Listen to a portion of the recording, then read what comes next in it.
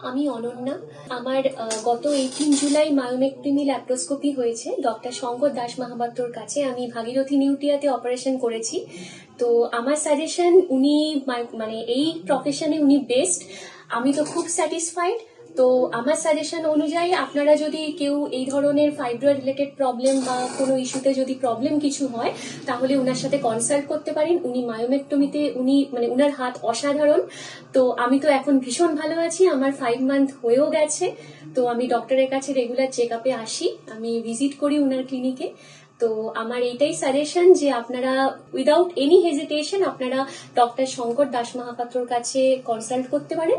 চোখ বন্ধ করে উনাকে বিশ্বাস করবেন, উনার ওপর সবটা ছেড়ে দেবেন, আপনারা সবাই সুস্থ থাকবেন, এইটুকু আমি বলতে পারি। আমি এর আগে অনেক ডক্টরের কাছে গিয়েছিলাম, সবাই সাজেশন দিয়েছে হয় ইউটেরাস বাদ দিয়ে দিতে হবে, নাহলে ওপেন ছাড়া হবেন না। কিন্তু এই ডাক্তারবাবু প্রথম দিন থেকে আমাদের এই ভরসা দিয়ে গেছেন যে ল্যাপ্রোস্কোপির থ্রু দিয়ে উনি করে দিতে পারবেন, এবং তিনি ভরসাটা জুগিয়েছিলেন বলে আমরা ওনাকে সেই ভরসার জায়গাটা উনি রেখেছেন।